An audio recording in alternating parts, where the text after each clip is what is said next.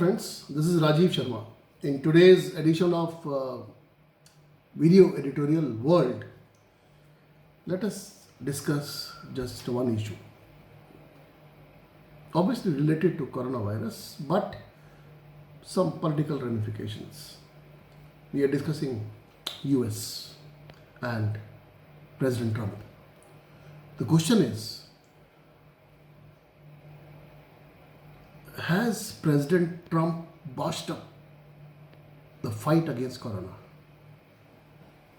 Okay, before we go ahead and before I put some stats in front of you, let me preface it by saying that the US today has notched up some highly, what shall I say, objectionable milestones or unfortunate milestones in its fight against coronavirus. For example, today, for the first time, the US recorded over 2,000 deaths in past 24 hours. This is the biggest ever death toll in one single day by any nation so far. Well, the US has crossed 500,000 confirmed cases of corona out of the world total of 1.7 million odd. No other nation has these many cases. The US, for example, is now number 2 on the number of deaths caused due to COVID-19, over 18,000. Well, over 18,000, there is Italy, still number 1, which has slightly less than 100 more than US. But going by the latest curve of COVID-19 in the two countries, it is quite likely that in a day or two, the US unfortunately will overtake Italy and will become the biggest, the biggest death toll country in the world. Now, the question is, has President Trump botched it up? Well, yes, in many ways. Let me put the poster before you. And that too in an election year, when the presidential election is due just about 7 months hence. How has he botched up? Look at his consistent remarks, statements downplaying the threat of coronavirus.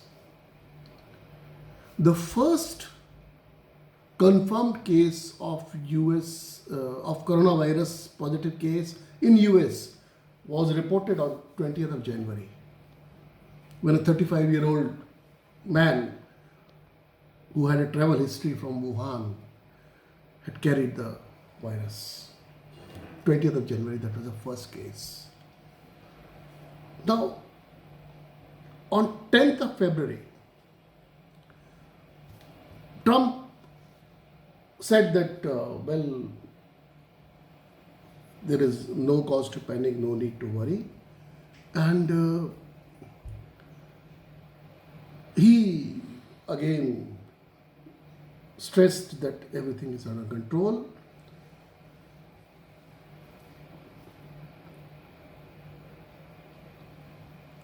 On 25th of February, Trump tweeted that coronavirus is firmly under control and no cause to worry. In fact, the stock market is also looking good to me. That's what he said.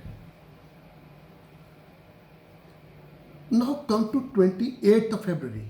28th of February, the US recorded its first death.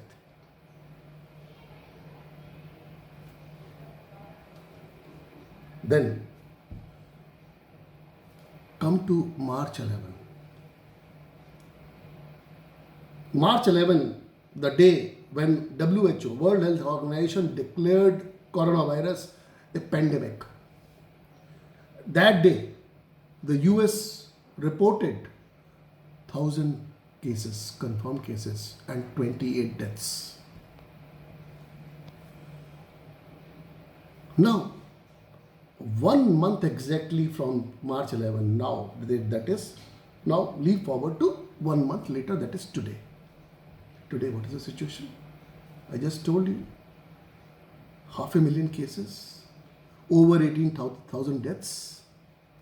This is what Trump has led his nation to through his constant denials and his utter failure to judge the situation, the mess which his country was going to be in.